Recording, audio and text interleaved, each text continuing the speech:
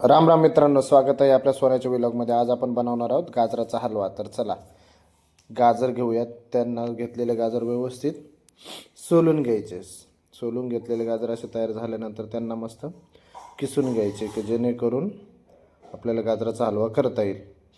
व्यवस्थित किसून झाल्यानंतर काळजी घ्यायची की हाताला असे लागणार नाही.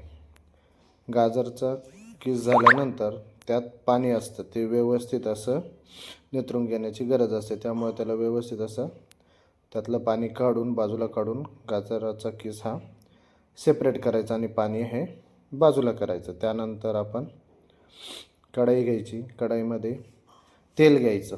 आम्ही आता तेल घेतो. ज्याला गावठी तुपाचा आवडत असेल तो गावठी तुपाचा वापर करू शकतो. किसलेलं गाजर आता तापलेल्या तेलामध्ये टाकायचं आहे. काळजी घ्यायची की तेल उडणार नाही, तेल गरम असतं त्यामुळे. आणि हे किसलेला केस हा व्यवस्थित परतून घ्यायचा आहे.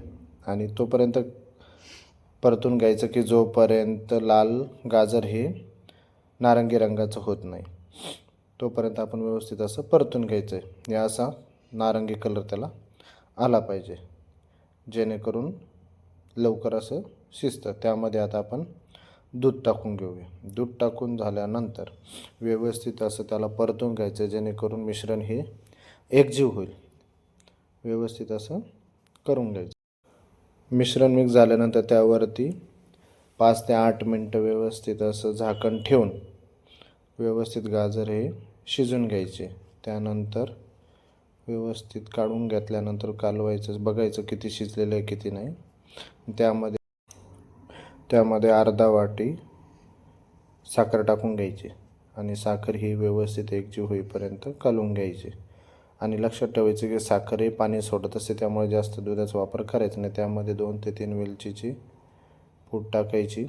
त्यानंतर व्यवस्थित मिश्रण हे हलवून घ्यायचं आणि परत 2 मिनटासाठी झाकून ठेवायचं, जेणेकरून त्यामध्ये वेलचीचे फ्लेवर येतो. अशा पद्धतीने व्यवस्थित आपला गाजराचा हलवा तयार झालेला आहे.